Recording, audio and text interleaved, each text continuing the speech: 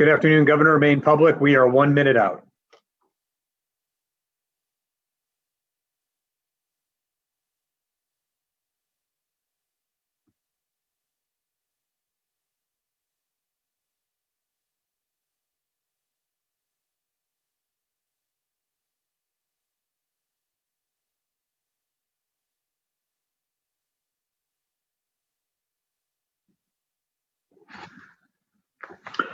Good afternoon, everyone. My name is Nirav Shah, and I'm the Director of Maine's Center for Disease Control and Prevention. I'm delighted to be joined this afternoon by Governor Janet Mills and Commissioner Jean Lambrew of Maine's Department of Health and Human Services. We're all here today to provide an update on COVID-19 across the state of Maine for today, Thursday, September 17th, 2020. I'll begin by providing an epidemiological update on where things stand and then turn things over to Governor Mills.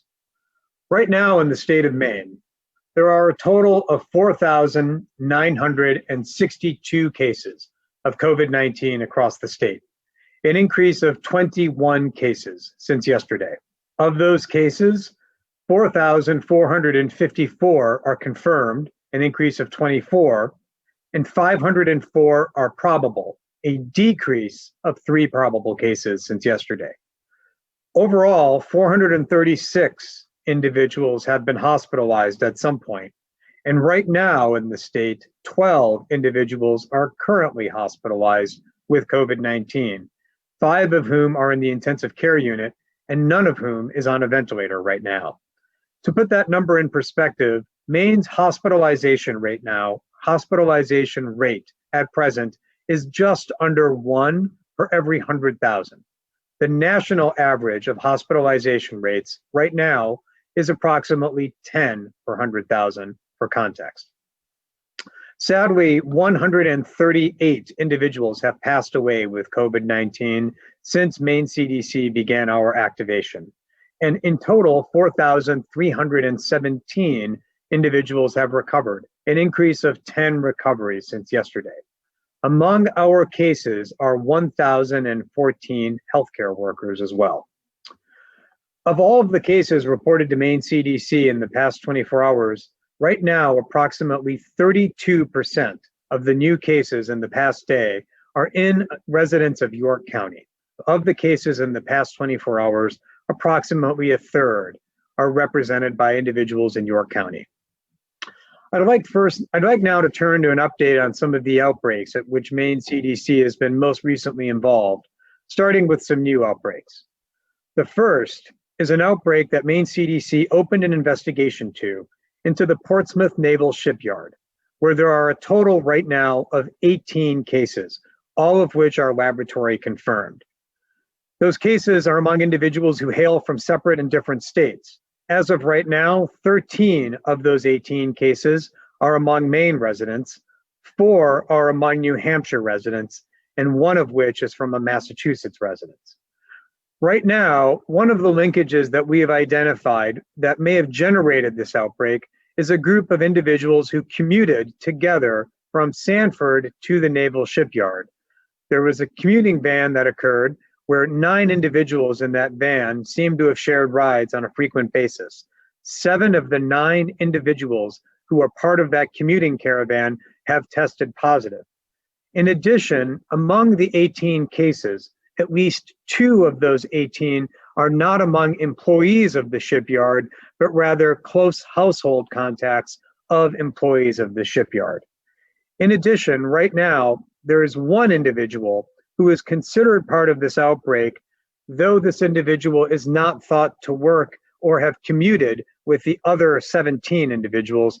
As our investigation proceeds, and given that this is a worksite investigation, this is a common question that we often encounter, whether an individual we detect is incidentally someone who is detected or part of the outbreak that we are seeing.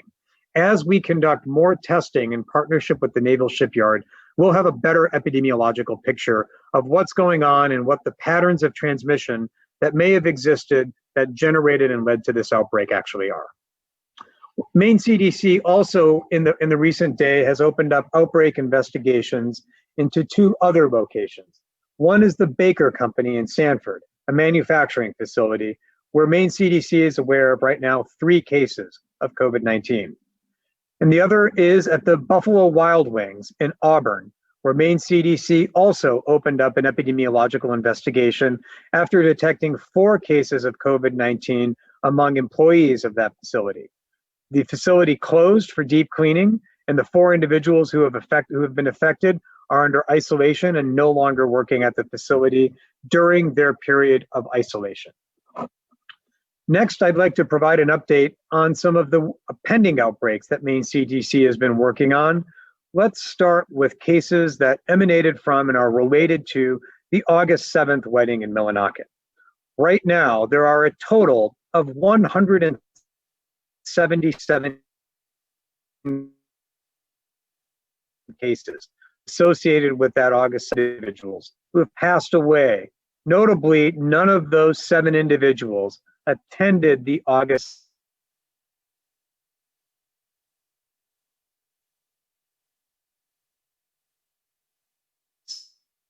wedding itself.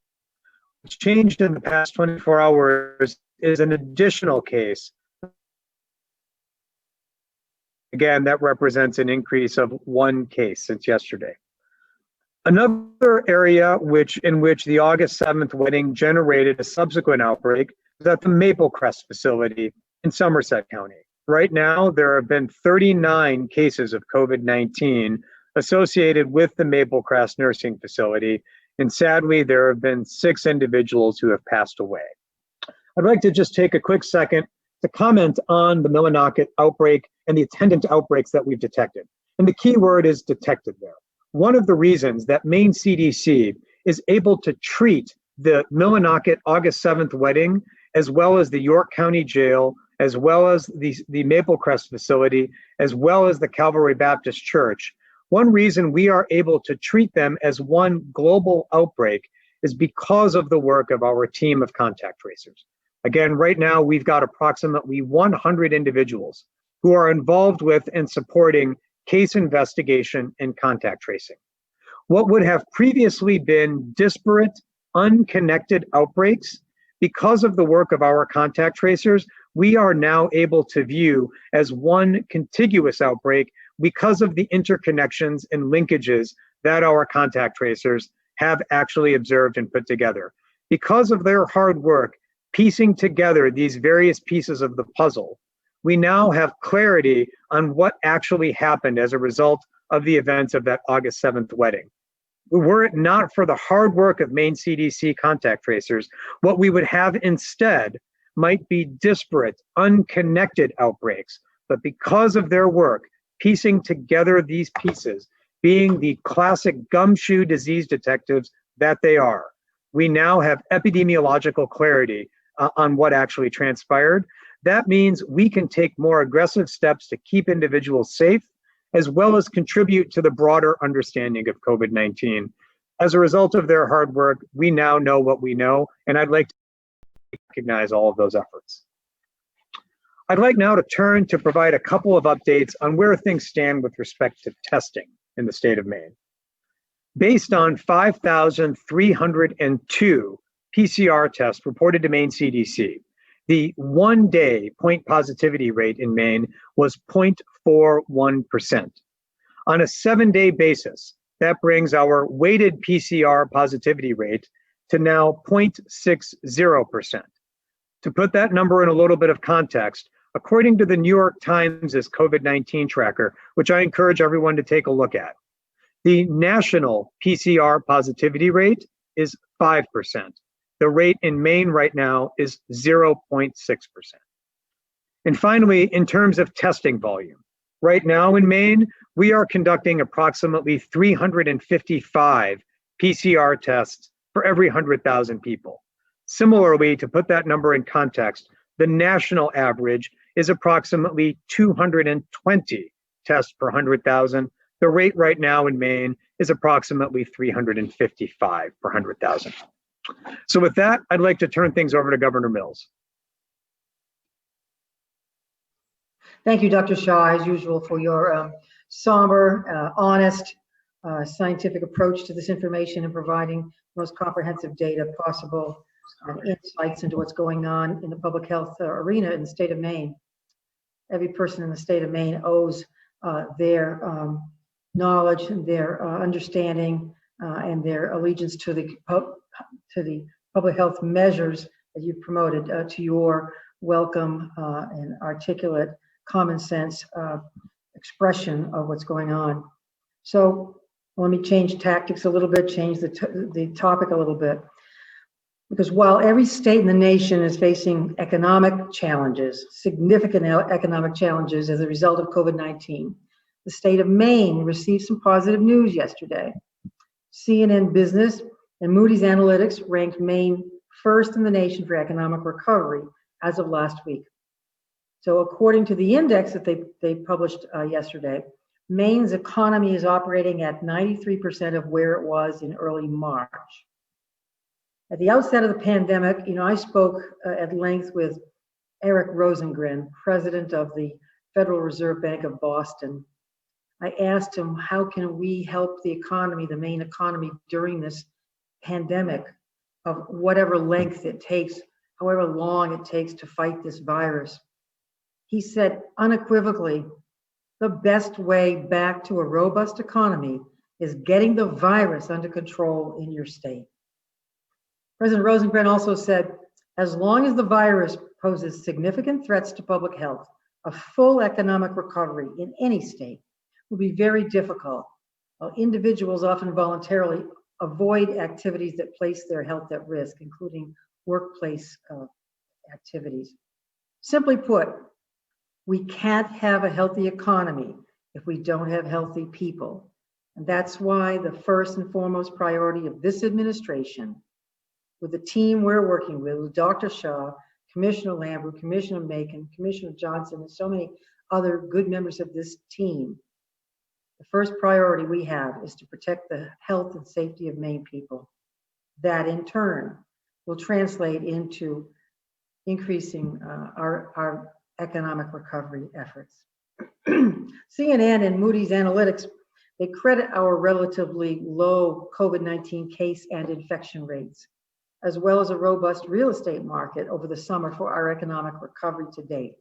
So people are feeling safe living here, moving here, working here, because we've restarted our economy while maintaining our hold on the virus so far. We've maintained a relatively safe state compared to so many other states, all in context. The lowest crime rate in the country, vying with Vermont. Lowest COVID-19 rates in the country, vying often with Vermont. But while that business index and CNN's index, as well as the 14% decrease in Maine's weekly unemployment claims this week, well, those are all signs of positive signs of economic recovery in our state. We're maintaining our guided, fact-based approach to stabilizing our economy while limiting the spread of COVID-19. This approach means, among many other things, keeping a close eye on state expenditures and paying attention to the revenue forecast of late July. So today, after consulting in depth with our financial team in recent weeks, I signed a curtailment order. This curtailment order relating to the state budget will maintain budget stability for fiscal year 21, which ends next June. Maintain budget stability in the face of a state revenue shortfall that is projected and is caused by, quote, the COVID-19 pandemic. This order avoids deep programmatic cuts. It protects Maine's safety net infrastructure, and it preserves critical public health, public safety, and public education funding, those things on which Maine families rely every day, and especially during tough times such as these. The curtailment order avoids layoffs of state personnel. We're not talking furloughs and layoffs and shutdown days, that kind of thing. It avoids layoffs, and it leaves completely intact Maine's budget stabilization fund, the rainy day fund, untouched. It still stands at $258.9 million, an increase of more than $50 million since I took office. The curtailment order ensures financial stability in the short term at least, and it prevents significant impacts to critical state services for now. At the same time, I urge Congress in the strongest terms and the administration in Washington, D.C. to act immediately to provide additional aid to all states and local governments across the country so that we can continue to preserve those critical services in all states and chart a full economic recovery for our state, for our country. Today, I also signed an executive order that restores the work search requirement that was temporarily waived at the beginning of the pandemic for certain unemployed individuals and to keep them receiving benefits. Maine businesses are hiring for good paying jobs right now, ensuring that all people who are able to work do so, keep looking for work, get trained for work, get back to work, is at the foundation of our long-term economic recovery as a state. There are businesses advertising for jobs right now all over the state of Maine, public health jobs, retail jobs, manufacturing jobs, and we want everybody to be re-employed. We're on the slow road to economic recovery. The recent outbreaks, as described by Dr. Shah, also threaten to undo the gains we've made at any minute, at the drop of a hat. As Dr. Shah said earlier this week, COVID-19 right now is not on the other side of the fence, it's in our yards. We have to pull together to maintain our grip on COVID-19 for all good reasons. Wear face coverings, maintain 6 feet distance from others, wash hands frequently, and get your annual flu shot right now to lessen the burden on Maine's healthcare system, reducing the number of people who are ill for other reasons, who might seek medical care and impose a burden on the medical system. Avoid the flu as well as COVID-19. As we enter colder months and more activities will begin moving indoors, it's as important now as it was ever before to be vigilant and maintain the public health measures that have kept our state so safe so far. I want to thank the people of Maine for doing their share, for keeping our families safe, our homes safe, our businesses safe as humanly possible in these unprecedented and unpredictable times. Thank you, and I welcome any questions. Thank you very much, Governor. We'll turn to our colleagues in the media. Today's first question goes to Bob Evans from News Center.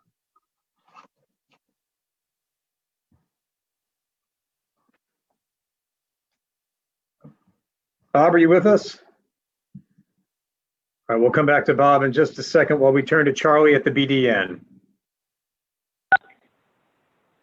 Yep. Hi, Dr. Shaw. Thank you. I wanted to just quickly go back to something you said in the beginning, where you said that the outbreak at the Calvary Baptist Church is being considered part of the same global outbreak from the August 7th wedding. Just to be clear, have you found a formal link between the wedding outbreak and the church outbreak? Charlie, what we have identified is several individuals who are members of that church who attended the August 7th wedding. In some instances, this is per a press release that the church itself put out on September 8th. What we're doing right now is trying to line up when those individuals may have been at the church itself to determine whether the transmission pattern of 10 cases that we've uncovered with the church lines up with any of the illnesses that those individuals who attended the wedding may have had. Right now, it's our working hypothesis. If evidence shows that it is not linked, then that's the scientific process. If, however, we go through that process and we do identify that individuals were potentially infectious at the same time they may have been attending church services, that will shore up the link even further. Right now, we're considering it as our working hypothesis, but as the scientific process goes, we may learn facts later that either prove or dispel that hypothesis. Okay. And my second question is about the upcoming flu season. I'm curious, do you have any kind of sense of how well, obviously healthcare providers are focused on getting out flu vaccines to their patients, but do you know how well people who don't regularly see medical providers around the state are doing, organizations who serve, maybe it's the homeless or or other groups who, for whatever reason, don't have that connection to a doctor, can you speak at all to the outreach to getting them a flu vaccine?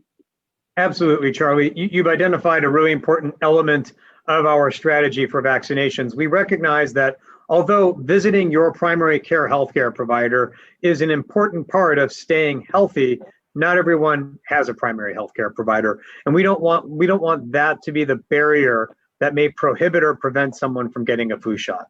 So for that reason, we're working with others, commercial pharmacies, individuals that operate shelters for people experiencing homelessness, mobile healthcare providers that may be able to go to facilities and locations, as well as working with groups that provide flu vaccination in workplaces. Now, generally, workplaces were a great location, a great place, but this year with more people working at home, we're looking at other strategies as well. But the premise of your question is right, which is we don't want to strictly limit flu shot availability to only those who have and visit their healthcare provider on an ongoing basis. We're looking to cast a broader net this year, looking at other healthcare providers other than just those who are strictly primary care. Thank you. Going to go back to Bob Evans for a second. Good afternoon. Governor Mills, some governors in other states say they received a letter from the CDC Director Robert Redfield, dated August 27th, urging governors to be prepared for the distribution of a coronavirus by November 1st, which is 2 days before the election. Have you received such a letter? And can you tell us a little more about your expectations that some distribution or even an announcement that it's ready will occur shortly before Election Day? Thanks, Bob, for the question. I think that there's a misunderstanding there. We've never gotten any communication from the federal government that suggests that a vaccine will be ready for distribution at any specific time in the future. There have been discussions on the White House calls about the hopes of having a vaccine sometime in the near future, and the fact that all states should be thinking about distribution processes whenever, whatever it happens to be, when it's validated by the FDA and others, scientifically validated. But no, we've gotten communications about at least considering distribution points.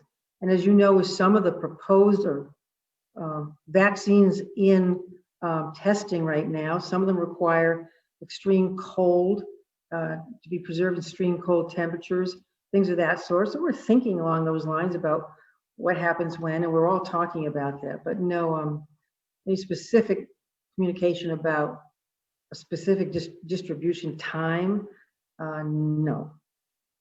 Okay, thank you. And Dr. Shaw, many Mainers trust the information that you share with us, but there's skepticism about info coming in from other sources. What can the general public do for themselves to learn about the effectiveness and safety of a potential vaccine?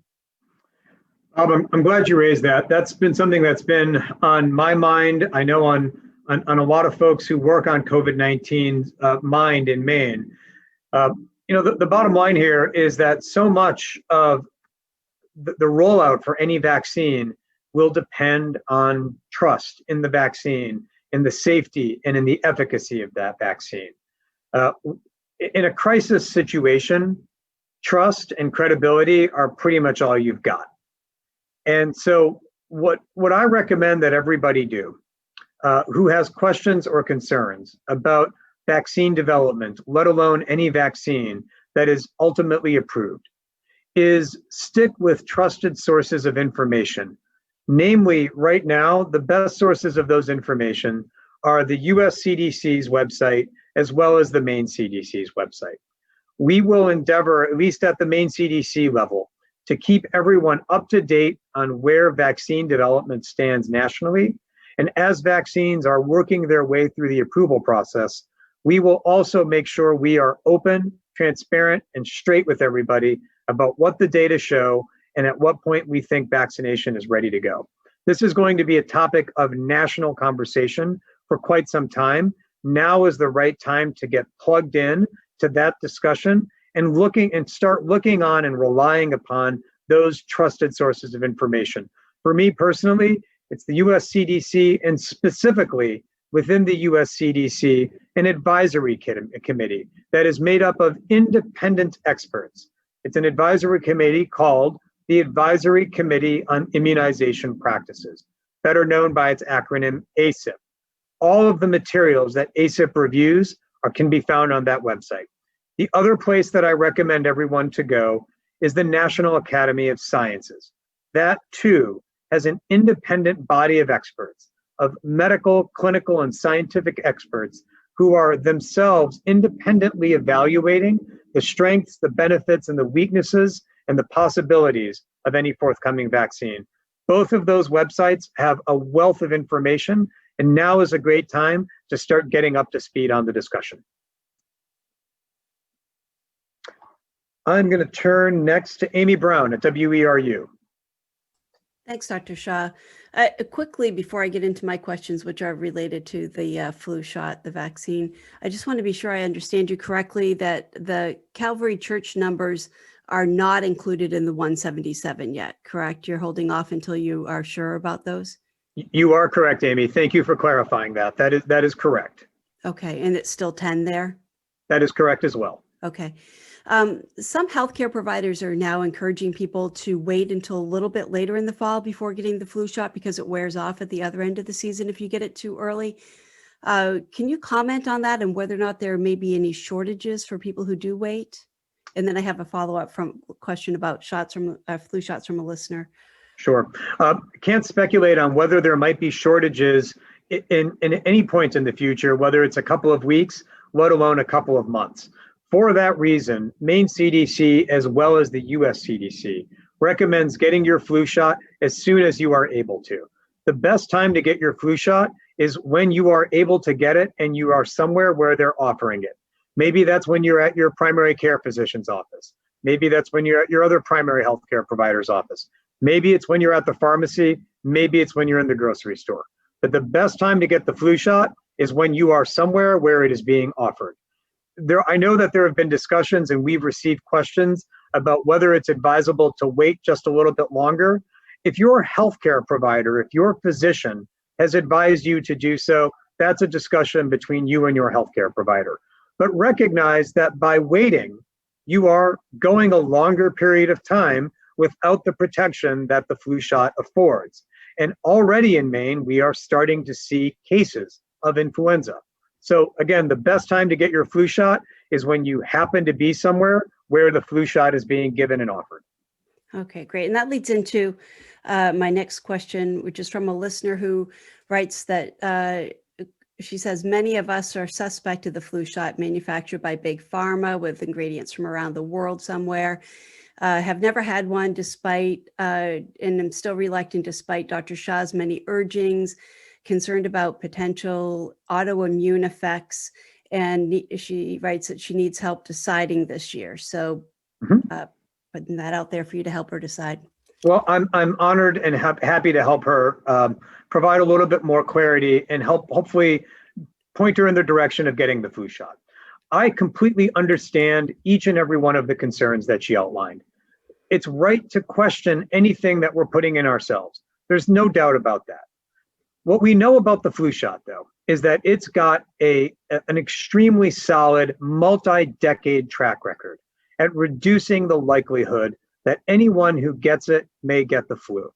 The other thing that I would offer for your listener is that we sometimes confuse the flu with a cold.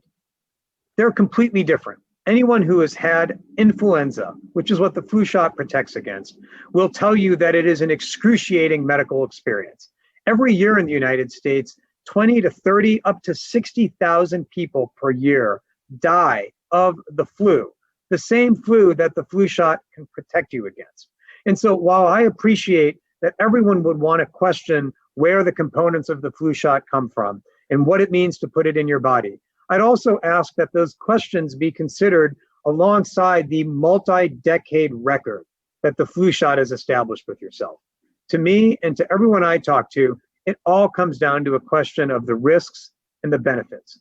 The risks of the flu shot that have been documented over decades are extremely, extremely infinitesimally low. Maybe a little bit of pain in your shoulder.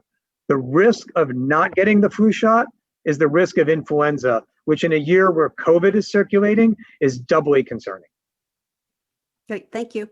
I'm going to turn next to Joe Lawler at the Press Herald. Yes, hi.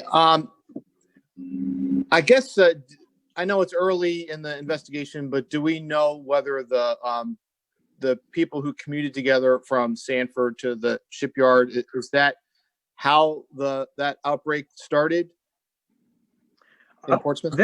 That is, Joe, our early initial hypothesis that a group of individuals who were commuting together from the Sanford area to the shipyard started at least some of the cases that we've subsequently detected. As I mentioned a moment ago, one of the cases that we've detected does not appear to be part of that clutch of cases. So we're separately looking at other possibilities. We are, Joe, very, very early in this process. But what I think it's a reminder of is that the high number of cases in the Sanford area and indeed across York County are ones that can generate outbreaks elsewhere. This is an example of where a high baseline number of cases in the York County area can, when folks get together, generate an outbreak, and in the case of a shipyard, potentially expose a very high number of workers. So we're still in the early stages as our contact tracers and case investigators are trying to put the pieces of this puzzle together. So I can't make any definitive statements, but what I can definitely say is that this is a reminder why keeping a lid on the number of COVID cases is important to prevent follow-on outbreaks like this one. Okay, and my follow-up question is, should we expect that bars would remain closed, indefinitely? Is there any? Are we talking months still before there's any discussion about reopening them? I'll invite Commissioner Lambrou and the governor to weigh in on this as well. Sure. Thanks for the question, Joe. Look, we're trying to balance things every day. We look at the data every day, every week. There will be a move towards more indoor gatherings, indoor activities in the coming months as weather gets colder. But we have not made any decision to change any of the guidances yet, or any of the executive orders pertaining to indoor and outdoor activities. Too soon to do so. When it comes to bars, in particular indoor gatherings, there have been outbreaks in other states. We're very keenly aware of that. So we're balancing the public health data primarily with the economic impact of these restrictions. Right now, we're not planning to change anything at this time. I'm going to turn next to Victoria Ballou from Countywide News. Hello, Dr. Shaw. My question today pertains to the spread of COVID-19. If someone has COVID-19 but they're not tested, they could unknowingly expose others. So as schools have resumed and cold and flu season is starting, if a person has symptoms of a cold or the flu, how does that person determine whether or not they should be tested for COVID-19? Sure, Victoria, that's a great question. The first thing there is that if someone has symptoms of COVID-19 or the flu, which indeed those symptoms can mimic one another, the first and best thing for them to do is to stay indoors, not go to work, not go to school. When I was growing up, the heroic thing to do if you weren't feeling well was to power through. That was the phrase. You got to power through. Power through the school day, power through class, power through the work day. I think we should all appreciate that those days should be well behind us now. The heroic thing to do now is to stay home and not spread whatever it is that you've got that ails you. The second thing is that if you are not feeling well, and after consultation with your healthcare provider, you and your healthcare provider feel that COVID-19 testing is appropriate, your healthcare provider can help arrange for testing. But perhaps, as we talked about with respect to flu vaccination, perhaps you don't have a primary care provider. Perhaps you don't have a healthcare provider. The Maine Department of Health and Human Services back in June issued a standing order that allows individuals who have symptoms, like you described, Victoria, who have symptoms that could be COVID-19, to take that standing order and use it as their own doctor's order would. and visit, for example, one of the 27 swab and send sites across the state of Maine. With that standing order in hand, they can be safely tested and receive test results, which will help them figure out what they've got going on. If they've got COVID-19, Maine CDC will work with them. If they don't, they can use that as an opportunity to reach out to a primary care provider and maybe get tested for other viruses or bacteria that could be making them sick.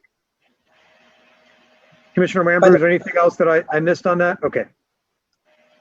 Okay, but it's Okay. totally up to the person whether they want to be tested or not. Fundamentally, the decision of whether to get tested is one that is up to the person, in some instances working in concert with their healthcare provider or on their own utilizing the Maine DHHS, Maine CDC standing order. Okay, thank you very much. I'm going to turn next to Patty White at Maine Public. Thank you, Dr. Shaw. I've got a question about 3 cases of COVID-19 at RSU 56 in Dixfield. Is the CDC investigating that as a possible outbreak? And do you know if those cases spread at the school or if they were from elsewhere in the community? Sure, Patty. As a policy, we don't comment on specific cases. What I will tell you is that we are aware of reports. We have done an investigation. We have not opened an outbreak. We have not designated that as an outbreak because of what we uncovered as part of our investigation. We have been in touch with those individuals themselves as we would with any positive case. So we are aware of that situation. We're aware of those cases, and we have looked into it and did not feel that outbreak designation. Okay, so there's not a link there. That would, yeah. That is correct. In fact, I will go even a step further, Patty, which is that right now in the state of Maine, there are no outbreaks of COVID-19 at any public school in the state of Maine. Okay, great, thanks. And Governor Mills, I wanted to ask about the curtailment order. If revenues continue to decrease in the months ahead, what further actions are you considering? Thanks, Patty. First of all, revenues, I think that the preliminary estimates for August are going to be relatively good. From preliminary figures I've seen, our revenues are higher than expected. So there isn't the downturn, a drastic downturn as we anticipated, not as drastic a downturn. So the next steps will be most likely waiting for the revenue forecast in November to meet November, report in December, see what their updated forecast is at that time, prepare a supplemental budget for the January session of the legislature, include many of the curtailments that we were including in this order, probably, and perhaps more, and perhaps other measures. Part of the plan to balance the budget includes things other than the curtailment, which I think we expressed in our press release, including using the carrying balances of $130 million, buying them going forward, using some of the alcoholic beverage profits, the historic profits that are sitting in the bond bank. There's about $70 million there that's of use to balance the current budget for FY21. At the same time, in October, we'll be getting estimates from the departments concerning the next biennial budget, and working on the full 2-year budget coming up. It's a lot of work. But in the immediate sense, we continue in a bipartisan national way.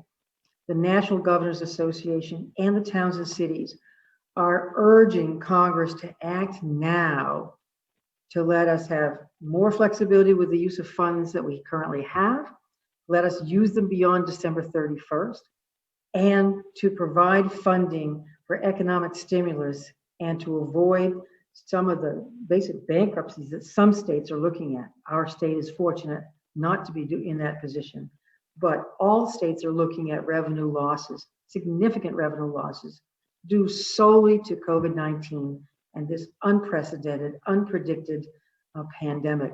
So the first action we're taking is, again, urging Congress to take action now, which they are deliberating on, as I understand it, this week and next week, and then looking at our FY21 budget balancing measures, and then the biennial budget. I'm going to turn next to Morgan Sturdivant from WABI. Hi, good afternoon, everyone. My first question is about businesses. My second is about testing. Governor Mills, as you talk about the state of the economy, I think we know that there are still many businesses that are still struggling and maybe uncertain about what the future will bring, especially restaurants that are relying heavily on outside seating as we get into these winter months. What advice would you give them, including any resources, advice about these coming months and how they can maybe take advantage of any resources that are out there for them? Gov, you're on mute, Governor. I just remuted myself. Thank you. One of the things that we're doing right now, and Heather Johnson has talked about that, is putting some of the CARES money, the federal CARES money out there for economic recovery efforts and small grants to businesses. And I hope they will use them to maintain employment, to become more sustainable in the long term, to help prepare for the winter months. There are also other assets available through the Efficiency Maine Trust to help with like heat pumps and maybe some ventilation mechanisms, that kind of thing. But right now we're putting money out there to small businesses. And we hope to be talking about that more later this week and early next week to help them become more sustainable.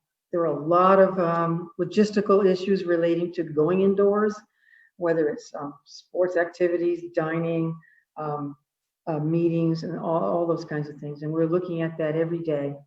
So we're hoping to help sustain these businesses in an economically feasible way. You got to keep in mind, there's so many things that were totally beyond our control that affected our economy. And so we're just holding our hands here and making sure that our small businesses in particular are protected. No one could have predicted a pandemic that resulted in no cruise ships coming to Maine.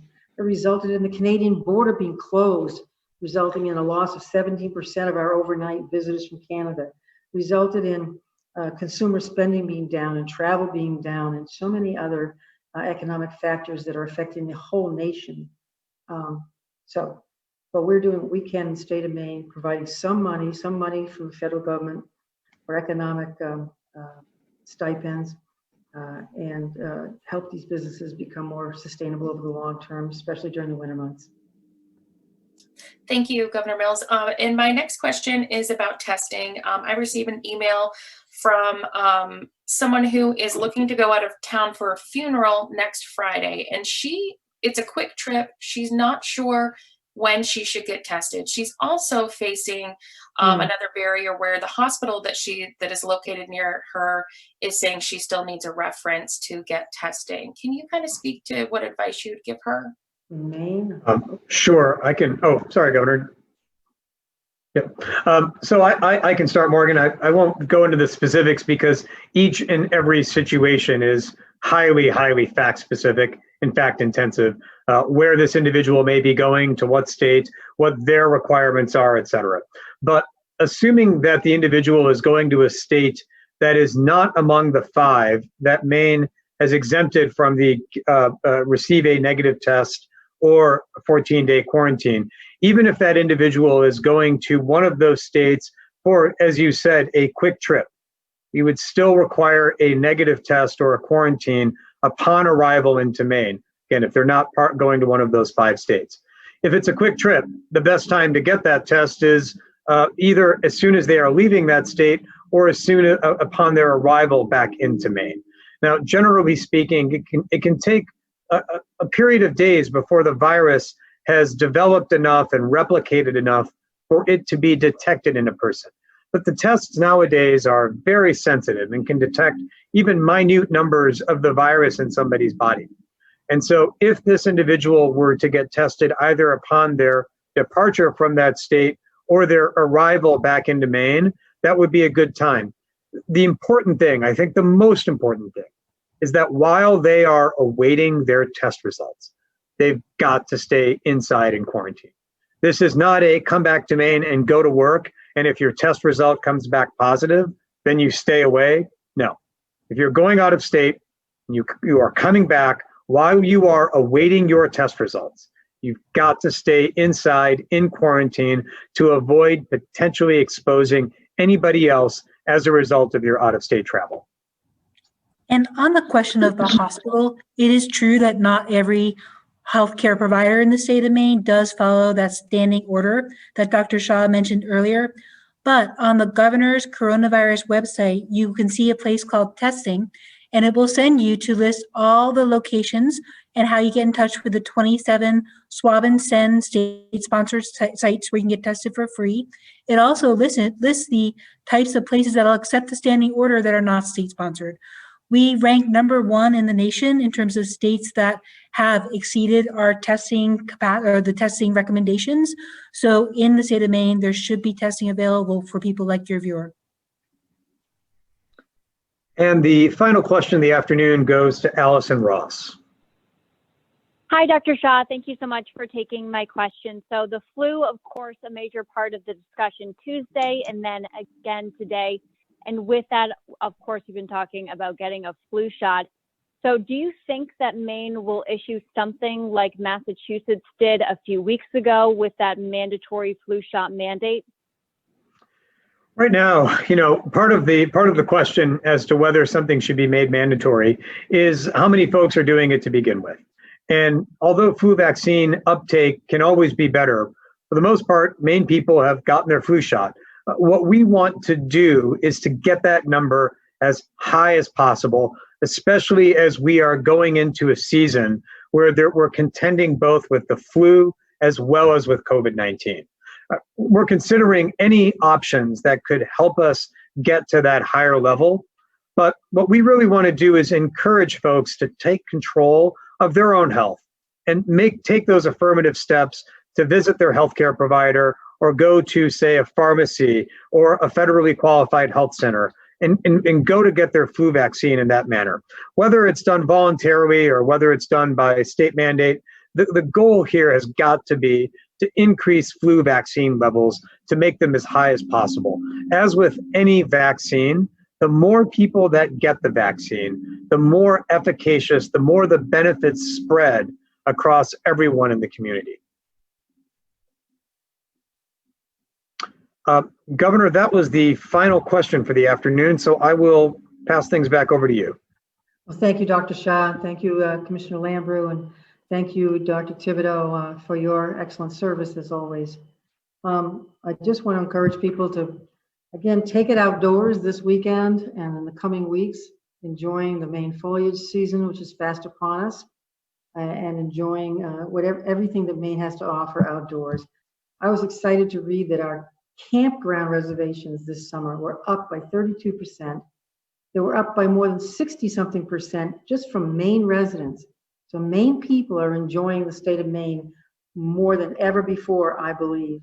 And now's the time to do that. I also think about, there's been a lot of talk about churches and some discussion today about faith-based issues. And I was delighted to read an editorial in the Bangor Daily the other day and an article in the Boston Globe the other day from faith leaders of all various faiths who said in support of the public health recommendations and restrictions that have been imposed that we've been talking about for more than 6 months now. 7 of these leaders said, they wrote, "Our traditions lift up an expansive, more demanding notion of freedom than the liberty to do as one wishes, regardless." Quote, "True freedom is the freedom to be with and for one another, to care for others as oneself, to act lovingly, justly, compassionately toward all." And another individual, leader of a church in Booth Bay Harbor, said, "For us, it's been pretty simple. It's loving to wear masks. It's loving to take precautions. It's loving to not endanger other people." Whether you're a person of faith or not, I think those words are inspiring and that we should all live by them. Thank you so much for your time. Thank you, everyone. Have a good afternoon.